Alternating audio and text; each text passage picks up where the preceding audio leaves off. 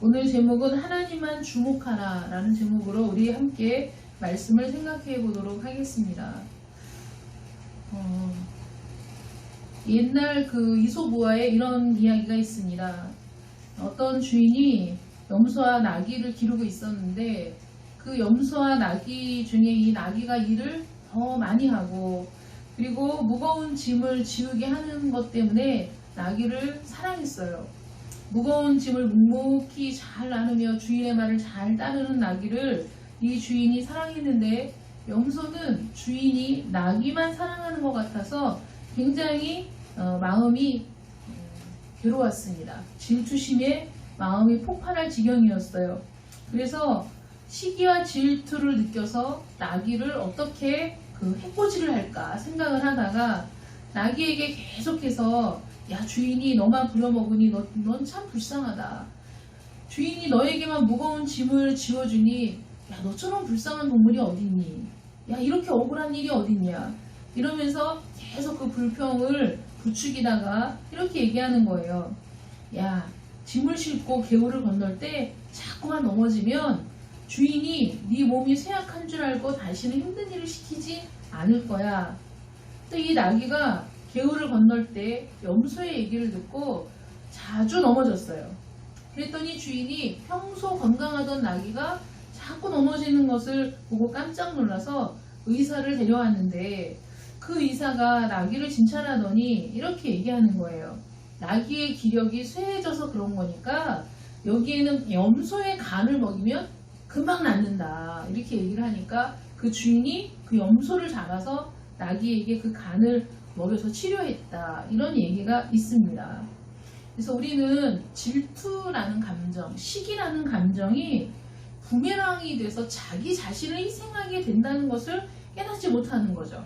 수많은 죄악들이 자기의 즐거움을 쫓으면서 하는 일이 죄악이 되는데 죄 짓는 자가 결코 즐기지 못하는 유일한 죄가 질투라는 죄라고 합니다.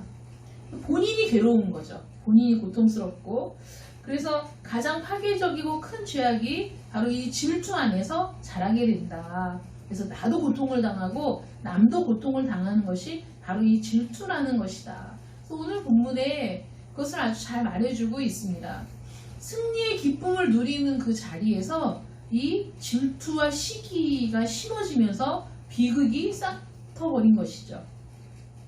이스라엘이 골리앗으로 인해서 그 골리앗과 다윗의 싸움은 여러분들이 잘 아시겠지만 골리앗은 키가 2m 10cm 정도 되는 아주 거인이었고 그 다윗은 물론이고 모든 사람들이 거기에 비하면 다 그 작은 키에 불과하죠. 2m 80 다윗이 아니 그 골리앗이. 그래서 그 옛날 싸움은 서로 대치한 상황에서 장수들이 나와서 그 싸우면서 그 기량을 뽐내고 상대를 위축시켜서 그 상대를 몰아붙이는 것이 전쟁의 방법이었기 때문에 골리앗이 나와서 야 나와봐라 너희 중에 나와 겨룰 사람이 없느냐 하고 아무리 이스라엘을 조롱해도 이스라엘에서 감히 나가서 골리앗과 싸울 사람이 없었던. 그래서 이대로 간다면 이 블레셋에게 완전히 침략당해서 이제 우리가 블레셋의 속국이 되거나 모든 것을 수탈당하는 상황이 되겠구나 라는 그 절망감에 빠져있는 패배감에 쌓여있는 그런 상황 속에서 다윗이 나서서 그 골리앗이 하나님을 모욕하는 소리에 격분해가지고 다윗이 나가서 물맷돌로 그 골리앗을 치고 그 목을 베는 그런 놀라운 일이 일어났어요. 그러니까 이스라엘 사람들에게는 말할 수 없는 기쁜 잔치의 시간이 된 거죠. 그러니까 그 싸움을 성공적으로 승리로 이끌고 돌아오고 있는 중인데 그때 그 이스라엘 여인들이 다 몰려 나와가지고 그 짐을 치고 꽹과리를 치면서 노래를 하는 겁니다. 오늘 본문 말씀 보시면 6절 말씀 보시면 무리가 돌아올 때 다윗이 블레셋 사람을 죽이고 돌아올 때 그러니까 골리앗을 죽이고 돌아올 때죠. 여인들이 이스라엘 모든 성읍에서 나와서 노래하며 춤추며 소고와 경세를 가지고 왕 사울을 환영하는데 근데 노래에는 뭐라고 불렀냐면 사울이 죽인 자는 천천히요 다윗은 만만이로다 이렇게 노래를 한 거예요. 이 사건 이후에 이 기쁨과 감격의 잔치자리가 사울은 다윗을 죽이려고 무수한 군사를 동원해서 수색작전을 벌이게 되는 사건의 그 출발점이 되는 거죠. 온 나라는 이 사울이 죽을 때까지 이들의 갈등, 사울과 다윗의 갈등으로 고통을 받게 되는 겁니다. 한 예로 높 땅에 들어가서 그 다윗의 무리를 그 제사장들이 떡을 주었어요. 우리가 너무 배고프다 그러니까 떡을 주었는데 그 제사장들이 다윗에게 떡을 주었다는 이유 때문에 제사장들 85명이 다 죽임을 당했고 그뿐만 아니라 그들의 어린아이들과 젖먹이들까지 소와 나귀와 양까지 다 칼에 죽게 되는 비극적인 일이 일어나게 됩니다. 그래서 이 왕조가 바뀌는 과정에서 사울에게 충성된 그 장군들, 또 다윗에게 충성된 장군들, 무수한 군사들, 또 양분되었던 백성들, 그들 이 두 세력 사이에서 헛된 그 동족 상잔의 비극이 이어졌던 것이죠. 왜 승리의 뒤안길에 이런 비극이 자행되었을까요? 그 이유가 오늘 본문에 나와 있는데 말씀드린 것처럼 여인들의 노래 때문에 일어난 일이라는 거죠. 사울이 죽인 자는 천천, 다윗이 죽인 자는 만만이라는 이 노래 가사 때문에 사울이 그때부터 그 마음에 질투와 시기의 감정이 들어와서 그것 때문에 그 오랜 시간 동안 아주 고통스러운 일이 일어난다는 겁니다. 왜 이런 일이 일어나는 걸까요? 첫 번째는 우리는 영웅을 주목하는 습성이 있어요. 어떤 한 사람을 영웅으로 만들고 그 영웅에게 주목하게 만드는 이 세상이죠. 끊임없이 대중들은 누군가를 주목하고 누군가를 추앙하고 누군가를 따르는 일들이 반복되어 왔어요. 뭐 크게는 한 국가의 지도자로부터 시작해서 작게는 연예인에 이르기까지 우리는 누군가를 좋아하고 따르고 또 열망하고 이런 일들을 해오는데 이렇게 그 영웅을 주목하고자 하는 우리 마음의 어떤 습성들이 사실은 그 올바른 일들을 결정하는데 방해가 될 때가 많이 있고 사람을 주목하게 될 때에 비극이 생기게 된다는 것이죠. 어떤 한 사람을 주목하고 그 사람을 영웅으로 만들거나 미화하거나 그 사람에 대해서 좋은 것들만 보려고 할 때 그 이면에 감추어진 그 사람의 온전한 모습을 우리가 보기가 힘들 뿐만 아니라 또 그것들이 한 사람을 너무 크게 키워버려서 그 사람 때문에 상처받는 일들이 또 많아진다는 거예요. 영웅을 주목하려는 유혹, 그래서 누군가를 바라보고자 하는 그런 유혹이 우리 안에 있고 거기에는 반드시 함정이 있다.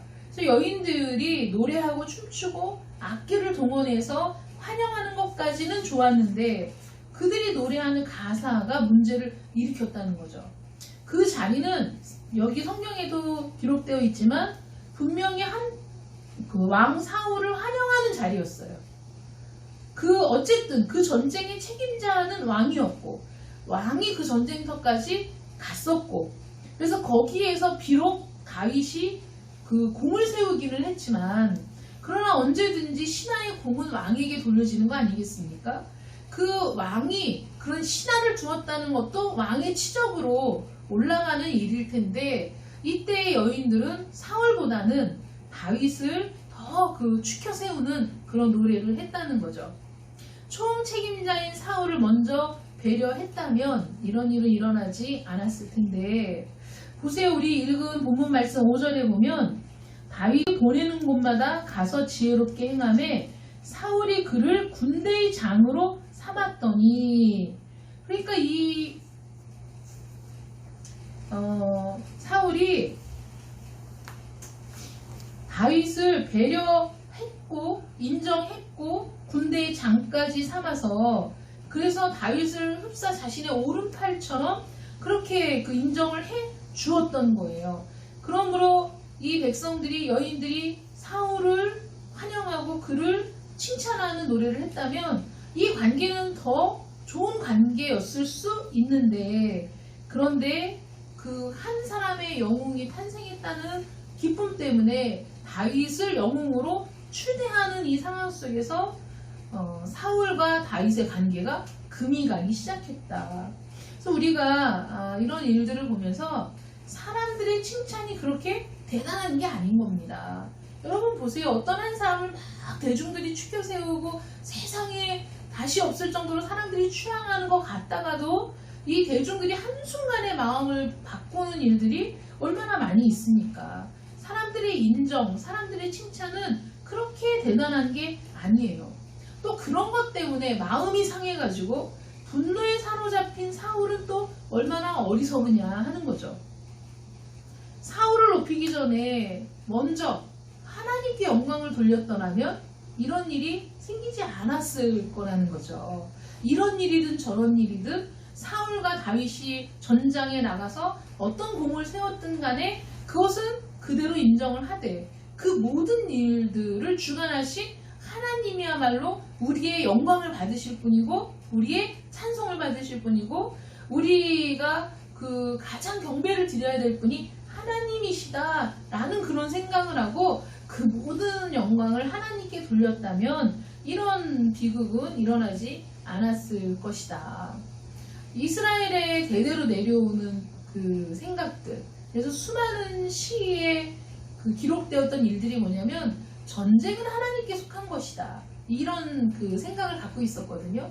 그러면 이번 전쟁도 역시 하나님께 속한 것이다. 라는 믿음의 고백이 있어야 되고 하나님께서 우리에게 승리의 기쁨을 주셨다. 라는 그 기쁨을 누릴 수 있어야 되는데 이들의 노래에서는 사울은 천천히요, 다윗은 만만이다. 라는 사람에게 주목하고 사람의 공을 드높이고 하는 이런 상황 속에서 이런 갈등이 싹트게 된 것이다 라는 것이죠. 혹시 여러분들이 사람들의 칭찬을 목말라하고 그것을 추구하는 인생을 살고 있지는 않습니까? 사람들의 인정이 뭐가 그렇게 대단한 것이냐.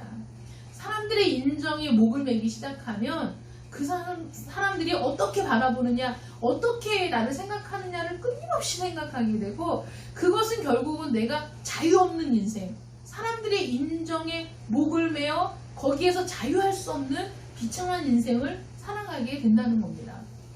예수님은 이것을 분명히 잘 아셨어요. 그래서 오병이어의 기적 이후에 사람들이 억지로 왕을 삼으려고 예수님을 막 심지어는 그 배를 타고 쫓아와서 예수님을 자신들의 왕으로 삼으려고 했을 때에 단번에 그것을 거절하셨죠. 뭐라고 말씀하셨냐면 너희가 서로 영광을 취하고 유일하신 하나님께로부터 오는 영광은 구하지 아니하니 어찌 나를 믿을 수 있느냐. 사람들의 속에 무엇이 있는지를 분명히 아신 예수님은 사람들을 의지하기를 거절하셨어요. 의지하지 않으셨어요. 사람들을 믿은 게 아니라 그들을 사랑하신 거죠. 여론이나 사람들의 인정을 중요시하는 세상입니다. 수많은 사람들이 사람들의 인정을 요구하고 그래서 그리고 좋아요에 목을 매는 사람들, 얼마나 많은 사람들이 좋아요를 눌러주었느냐, 그것에 목을 매는 사람들이 또 얼마나 많습니까? 그렇지 않을 때 비참을 느끼고 수많은 사람들이 좋아요를 눌러주면 행복하고 그러다 그 사람들이 썰물처럼 빠져나가면 또다시 고통스러워하는 사람들의 인정에 목을 매는, 사람들의 인정을 중요시하는 그런 세상이지만 사실 그것이 그렇게 대단한 것이 아니다. 교회에서도 마찬가지죠. 사람을 영웅으로 만들면 안 됩니다. 그가 목사든 장로든 권사나 그 누구라도 사람을 높이면 안 됩니다. 그럼 사람의 노예가 되는 거예요. 우리는 오직 하나님만 높이는 성도가 되어야 되겠습니다. 하나님만을 바라봐야 되는 거거든요. 그래서 모든 것이 하나님께로부터 왔고 모든 것이 하나님을 통해서 이루어진다라는 믿음의 고백이 우리 안에 있어야 되는 거예요.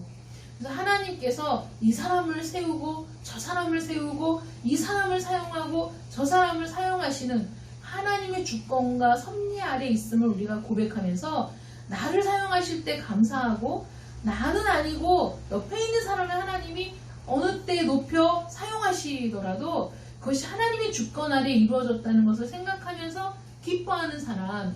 그래서 사람 때문에 내 인생의 방향이 달라져서도 안 되고 그 사람을 내가 너무 신뢰하고 의지해서 그 사람이 하는 말이라면 하고 그 말에 휘둘려서도 안 된다라는 거예요.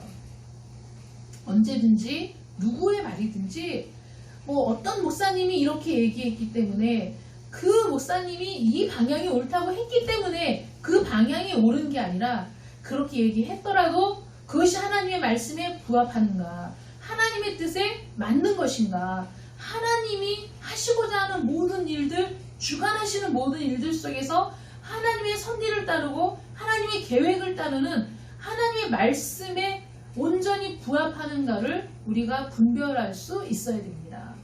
여러분, 그것이 지혜인 거예요. 그래서 어떤 한 사람의 영웅을 만들고 그 사람을 영웅시해서 그 사람을 무조건적으로 따라가는 거, 그거 하나님 뜻이 아니라는 겁니다. 마찬가지로 내 자신이 그런 만들어진 영웅과 같은 자리에 같은 공간에 있다는 것만으로 행복해한다면 그 행복도 거짓이라는 것이죠. 예수님처럼 사람에게서 영광을 취하는 것이 아니라 모든 영광이 하나님께로부터 온다는 것, 그래서 하나님의 영광을 구하는 여러분들 되시기를 축원합니다. 그리고 두 번째로는 이런 질투와 시기로 인한 비극은 자신을 바라보는, 자신을 주목하는 교만 때문에 이루어진다는 거예요. 우리 본문 말씀 8절부터 9절 말씀 보겠습니다. 사울이 그 말에 불쾌하여 심히 노하여 이르되 다윗에게는 만만을 돌리고 내게는 천천만 돌리니 그가 더 얻을 것이 나라 말고 무엇이냐 하고 그날로 사울이 다윗을 주목하였더라. 사울은 그 노래를 듣고 나서 너무나 불쾌해서 그 불쾌한 감정, 사실은 그게 질투의 감정, 시기의 감정인데 그 감정에 사로잡혀서 다윗을 주목했다는 거예요. 여러분 잘 생각해 보세요. 인간의 시선이 꼭 이렇게 다른 사람을 주목하는 인생이기가 쉬운데 사울의 시선이 다윗에게 고정된 순간, 사울의 시선이 다윗만 따라다니는, 눈으로 다윗을 쫓는 거죠.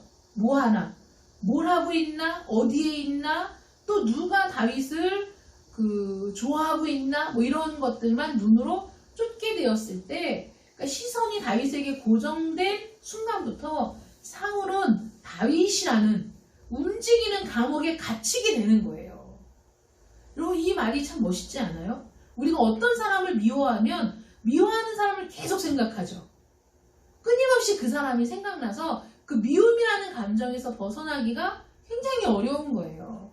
사실 내 인생에 그 어떤 한 사람이, 원수가, 내가 미운 감정이 막 부글부글 끓는 어떤 사람이 나에게 어떤 영향을 끼칠 때 내가 미움에 사로잡혀서 그 사람만 주목한다면 나는 그 부정적인 생각에 갇혀서 결코 빠져나올 수가 없는 거예요. 하루 종일 그 사람 때문에 괴롭고 하루 종일 그 사람 때문에 내 인생이 행복하지가 않고 하루 종일 그 사람 때문에 내 인생이 엉망인 것 같은 그런 착각에 빠지게 되는 거죠. 사실은 내 인생을 봤을 때 그 사람은, 보세요, 나에게 영향을 미치는 사람은 많이 있잖아요. 배우자도 있고 자녀도 있고 직장도 있고 그 친구들도 있고 또 지인들도 있고 많이 있어요. 그런데 그 중에 나를 사랑하는 사람들에게 주목하는 게 아니라 나를 미워하는 사람, 나를 힘들게 하는 사람에게 주목하는 순간 그 사람에게 나는 그 감옥에 갇히게 된다. 그래서 그 사람하고 떨어져 있어도, 그 사람이 눈에 보이지 않아도 그 사람만을 생각하며 그 미움이라는 감옥에 갇히게 된다는 거죠. 그래서 끊임없이 고통스럽고 끊임없이 자기가 행복하지 않다고, 불행하다고 생각하게 되는 거예요. 옆에서 다른 사람이 나를 정말 사랑하고 나를 정말 존중해 주어도 그 미움에 비하면 이건 아무것도 아니다. 이런 생각이 드는 거죠. 저도 누군가를 미워해 본 경험이 있어서 너무 잘 알아요. 거기서 헤어나오는 게 쉽지 않아요. 왜냐하면 내가 그 사람을 용납하고 내가 그 사람을 사랑하는 것이 지는 것 같고 패배하는 것 같고 억울한 생각이 들어가지고 더 거기에 붙잡히게 되는 거거든요. 근데 질투도 마찬가지고 시기도 마찬가지 감정이에요. 사울이 다윗을 주목하기 시작한 순간부터 사울은 다윗에게서 벗어날 수가 없는 거예요. 온 신경이 다윗에게 가 있어요. 그래서 다윗이 뭘 하는지 어디에 있는지 눈으로 확인을 해야 시원하고, 그리고 다른 사람이 누군가가 다윗을 더 주목하고 다윗을 더 인정하는 것이 아닌가라는 생각에 괴로워했던 것이죠. 누군가를 시샘하거나 미워하는 순간, 그래서 그를 주목하는 순간 우리는 여지없이 정말 초라한 인생, 불행한 인생이 된다는 거예요. 그 순간부터 무엇을 하든지 그 사람에게 주목하게 되고 비교하게 되고, 그래서 자신이 더 초라하다고 느끼게 되는 이런 일들이 얼마나 많이 있느냐 하는 것이죠. 그런데 왜 그렇게 되느냐? 실상은 그 사람을 주목하는 그 이면에는 나를 주목하는 자기 애가 강하기 때문이에요. 나는 이런 대접을 받으면 안 되고, 나는 이런 사람이 아니고, 나는 더 나은 사람인 것 같은데, 나에게 주목하고 자기의 영달을 의식하고 내가 더 인정받기를 원하고 내가 더 나은 사람이라고 주위 사람들이 인정해주고 생각해주기를 원하기 때문에 나보다 더 낫다는 인정을 받는 사람을 인정하기 어려운 거죠. 사실 자기 자신에게 집착하지 않으면 다윗을 시샘할 이유가 없어요. 하나님을 잊어버리고 자기 자신에게 집착하기 때문에, 하나님을 잊어버리고 사람에게 주목하기 때문에 이렇게 고약한 감정이 생기게 되는 것이라는 거죠. 만약에 사울이 하나님만 주목하는 사람이었다면 그런 상황을, 그러니까 다윗에게 사람들의 그 영광이, 찬사가 쏟아진 이런 상황 때문에 안달을 할 이유가 없다. 질투할 이유가 없다. 왜냐하면 자기를 왕으로 삼으셨고, 그리고 자기가 지금 다스리는 이 이스라엘이라는 왕국을 위해서 하나님이 다윗이라는 한 사람을 일으켜 세우셔서 그를 통해 골리앗을 물리치게 하셔서 이스라엘이 전쟁의 폐허 속에 들어가지 않고 평안을 누리게 되었다는 사실을 감사해야 된다는 거죠. 하나님 앞에. 이 다윗이라는 사람을 사용하셔서 하나님께서 이 나라에 평안을 주신 것을 감사합니다. 하나님께서 이 전쟁의 위기를 극복할 수 있도록 도와주셔서 감사합니다 라고 감사를 돌렸어야 되는데, 사울은 이 순간에 하나님이 어떻게 이스라엘을 위기에서 벗어나게 하셨는지는 전혀 아랑곳하지 않고 하나님께서 이스라엘에게 승리를 주신 것이라는 사실도 그의 안중에는 없었고, 오직 여인들의 노랫소리, 그 가사에만 주목하기 시작하고, 그래서 다윗을 향한 질투와 시기로 그 인생이 망가지기 시작했다. 사울이 망가지기 시작한 건 이때부터인 거예요.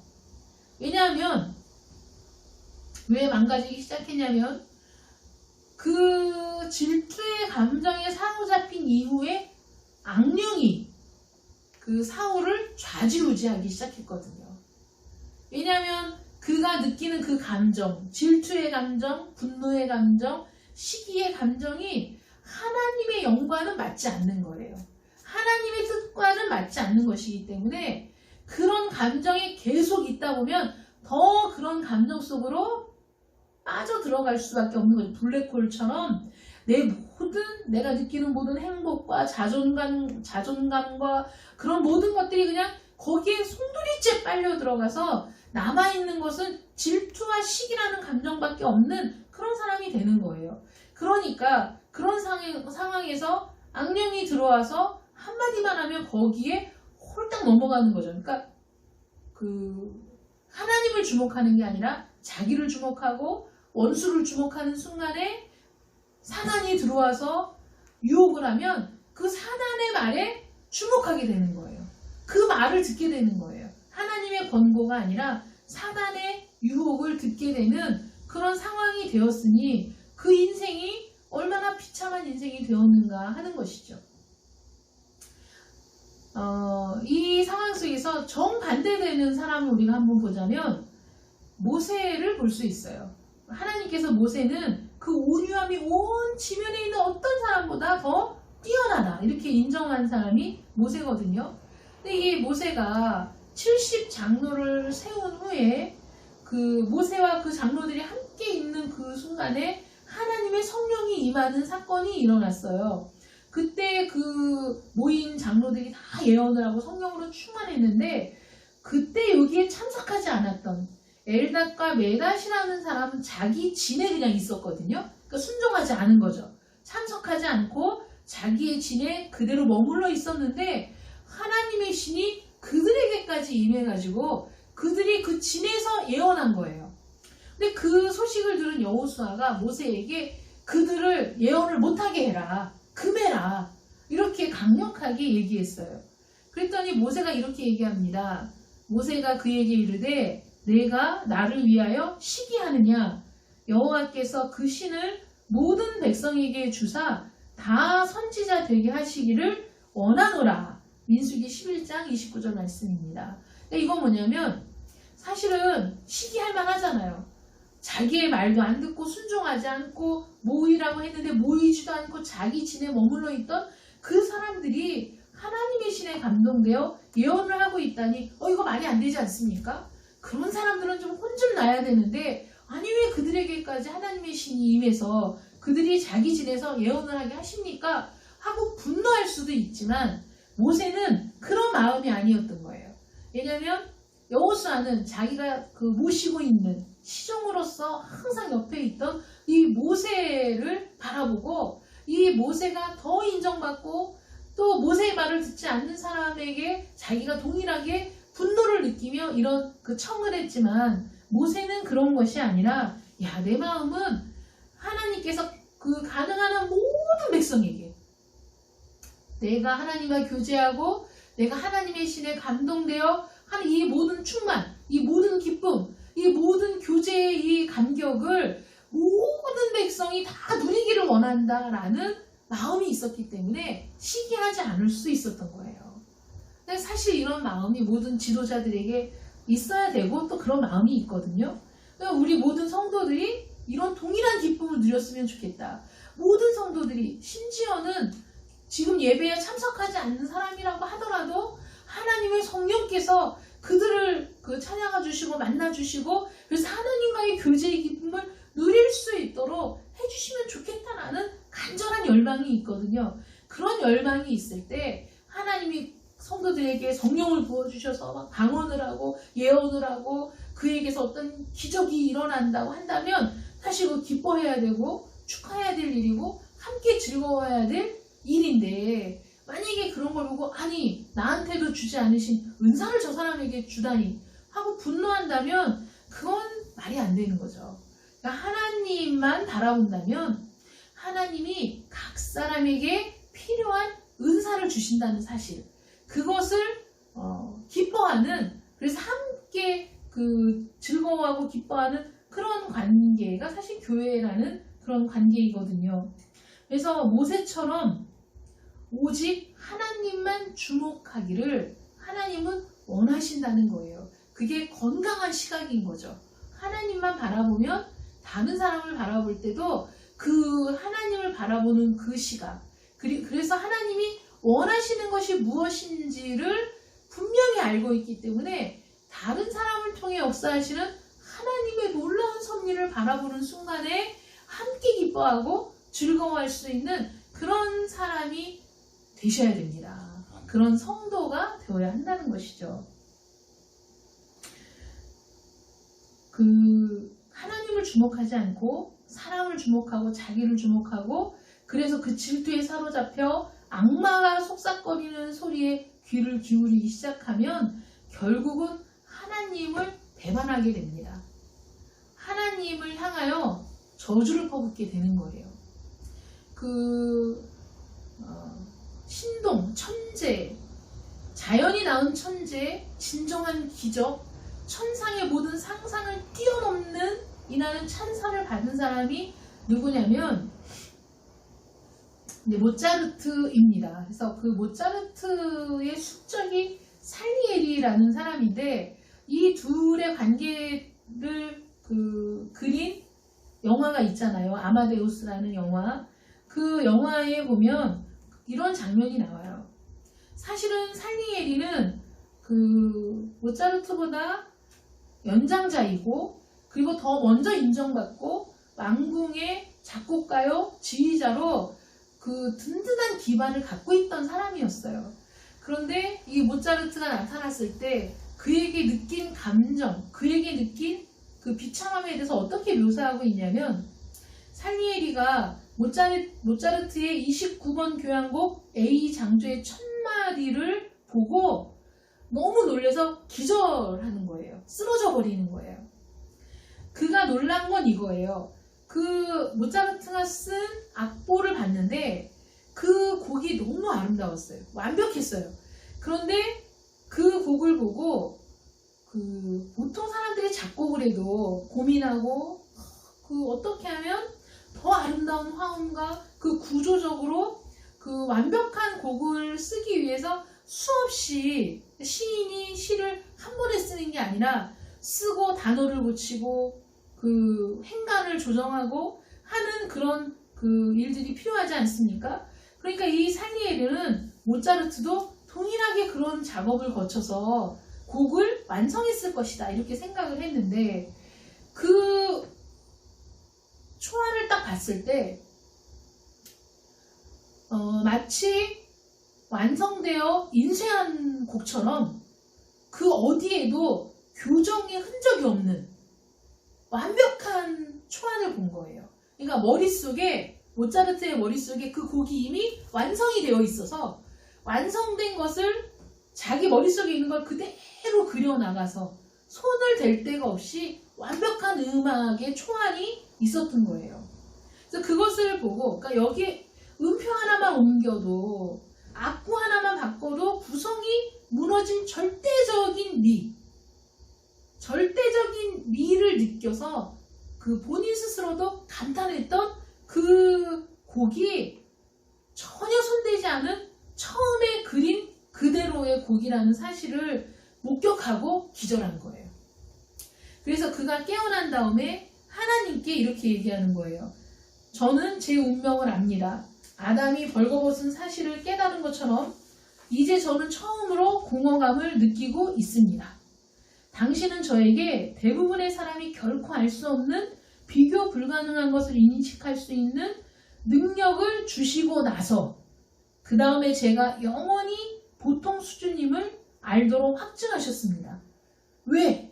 제가 무엇을 잘못했습니까? 오늘에 이르기까지 저는 힘을 다해 덕을 추구해 왔습니다. 당신이 허락하신 재능을 개발했습니다. 얼마나 열심히 일했는지 당신이 아십니다. 마지막에는 당신의 음성을 들을 수 있으리라는 일념 하나로 달려왔습니다. 그리고 이제야 그것을 듣게 되었는데 그 음성은 오직 하나의 이름 모차르트만 말할 뿐입니다. 당신 듣고 있소? 사람들은 당신은 조롱받지 않는다고 말하오. 난 당신에게 인간은 조롱받지 않는다고 말하겠소. 이렇게 이제 하나님을 향해서 얘기를 하고 돌아가는 그런 모습이 나와 있습니다. 시기와 질투는 하나님을 끌어내리고 자기를 우상으로 만드는 자기애라는 그 죄에서 나오는 것이 바로 시기와 질투라는 것이죠. 이 시기와 질투에 빠진 사울에게 뭐라고 기록되어 있냐면 그 이튿날 하나님께서 부리시는 악령이 사울에게 힘있게 내리매 자기를 주목하고 자기가 높임받기를 원하고 자기가 더 뛰어난 존재가 되어야 한다는 생각으로 우리의 시각이 삐딱해지기 시작하면 그러면 자기보다 그 놀라운 사람, 자기보다 뛰어난 사람을 결코 용납할 수도 없고 인정할 수도 없어서 그 사람을 미워하고 죽이고 싶고 복수하고 싶고 끌어내리고 싶은 그런 마음으로 가득 차는데 그건 하나님이 원하시는 것이 아니기 때문에 그것은 하나님이 기뻐하시는 것이 아니기 때문에 그래서 하나님 뭐라고 말씀하시냐면 그래서 말씀에 무릇 지킬 만한 것보다도 내 마음을 지키라 이렇게 말씀하시거든요. 마음을 지킬 수 있는 방법은 올바른 시각을 갖는 겁니다. 올바른 시각이 뭐냐? 하나님을 주목하는 거예요. 하나님만 바라보는 거예요. 하나님이 최고의 선이시고 하나님이 최상의 지혜를 갖고 계셔서 우리의 삶을 인도하신다는 것을 믿고 하나님만 바라보는 여러분들 되시기를 축원합니다. 누가 나보다 뛰어난 사람인지 누가 나보다 못한 사람인지 비교하는 삶이 아니라 그리고 어떤 한 사람을 영웅으로 만들어서 그 사람의 말을 하나님의 말보다 더 믿는 것이 아니라 그리고 자기를 사랑하고 자기를 높이는 자기를 우상화하는 감정에 사로잡혀서 그래서 그 어떤 것도 인정할 수 없어 다른 사람을 미워하고 시기하고 질투하는 것이 아니라 오직 하나님만 바라보는 오직 하나님만 주목하는 여러분들 되시기를 축원합니다. 지금 이 세상은 더욱 우리가 하나님만 주목해야 돼요. 온라인 예배로 바뀌어지고 비대면 예배만 허용되는 이 상황 속에서 우리는 까딱 잘못하면 하나님을 주목하던 것에서 떨어져서 세상만 바라보게 되고 내 자신만 바라보게 되는 그런 함정이 지금 도사리고 있는 겁니다. 이럴 때일수록 하나님을 주목해야 돼요. 하나님을 바라봐야 됩니다. 개인적으로 하나님과 교제하는 성경 읽기, 기도의 시간을 여러분 갖지 않는다면 끊임없이 우리 마음에 하나님의 말씀과 하나님의 성령과 또 기도로 채워지지 않은 마음에는 반드시 다른 것들이 들어와서 내 마음을 차지할 수밖에 없는 거예요. 그 다른 것들은 하나님이라는 그 절대적인 존재가 들어오지 못하도록 우리 마음속을 신속하게 채워나간다는 거죠. 이 세상의 것들은 정말 그 홍수처럼 내 안으로 밀려 들어오는데 내 마음을 하나님의 말씀으로 방어하지 않으면 우리는 신속하게 세상의 가치관에 무너질 수밖에 없다는 겁니다. 여호와께서 사울을 떠나 12절에 보면 여호와께서 사울을 떠나 다윗과 함께 계심으로 사울이 그를 두려워했다 이렇게 기록되어 있어요. 하나님이 사울을 떠났다는 말씀은 이거는 하나님이 사울을 먼저 떠났다라는 말이 아니라 사울이 하나님을 거절했다는 거예요. 사울이 더 이상 하나님을 주목하지 않게 되었다는 거죠. 하나님을 받아들이지 않고 오히려 그 마음에서 하나님을 거절하고 그는 누구를 받아들였어요? 악령을, 악마의 얘기를 받아들인 거죠. 아담과 하와가 하나님의 법보다는 사단의 말을 받아들인 것처럼 하나님의 권고와 약속을 팽개치고 그건 먼저 하나님을 버린 거예요. 하나님의 약속을 버리고 하나님의 말씀을 버리고 하나님의 존재를 부정하고 그 다음에 사단이 하는 말을 물었을 때 받아들였을 때 소를 잡았을 때 그들은 죄악의 나락으로 떨어질 수밖에 없었던 것이죠. 우리의 상태를 한번 돌아보시길 바랍니다. 내가 정말 하나님만을 주목하고 있는가? 하나님으로 내 안을 채우고 있는가? 나는 하나님과 지금 교제하고 있는가? 나는 지금 하나님이 원하시는 일을 하고 있는가? 그래서 내 안에는 하나님으로 충만해. 성령으로 충만해. 말씀으로 충만해. 어떤 상황이 일어났을 때 나는 하나님의 말씀이 떠오르고 하나님이 원하시는 것이 무엇인가를 생각하게 된다.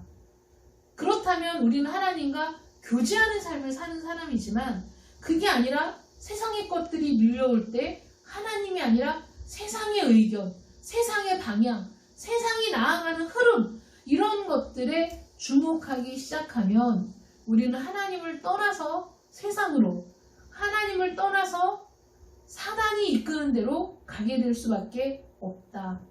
그러므로 우리 인간의 시선을 버리고 내 개인적인 주관적인 시선을 버리고 하나님의 시선으로 하나님을 주목할 수 있는 여러분들 되시기를 축원합니다. 아멘. 하나님의 시선으로 승리하시는 여러분들 되시기를 기도합니다. 아멘. 기도하겠습니다. 사랑의 하나님 감사합니다. 많은 사람들이 하나님의 이름으로 악을 행하고 많은 사람들이 하나님의 이름을 팔아서 영웅이 되는 세상에서 우리가 어떻게 건강한 시선을 가지고 승리할 수 있는가를 생각해 보았습니다. 하나님, 우리는 끊임없이 영웅을 만들어내고 영웅을 주목하고 그리고 끊임없이 자기 자신을 주목하면서 그래서 하나님이 기뻐하는 삶이기보다는 내 자신의 욕망을 채우기에 급급한 삶을 살고 있습니다. 그러다 보면 하나님을 멀리하고 세상이 말하는 것에 귀를 기울이고 사단이 이끄는 대로 끌려갈 수밖에 없습니다. 우리의 눈을 들어 하나님을 주목할 수 있도록 도와주시옵소서. 하나님을 바라보는 시선, 하나님께 집중하는 시선, 하나님을 주목하는 건강한 시각을 회복할 수 있도록 도와주셔서 하나님과 교제하고 은혜를 누리고 하나님으로 인하여 평강을 누리며 성령으로 충만한 우리 모든 성도들이 되게 하여 주시옵시고 그래서 날마다 하나님으로 인하여 승리하는 저희들 되게 해주시기를 간절히 원하옵고 예수님의 이름으로 기도드립니다. 아멘.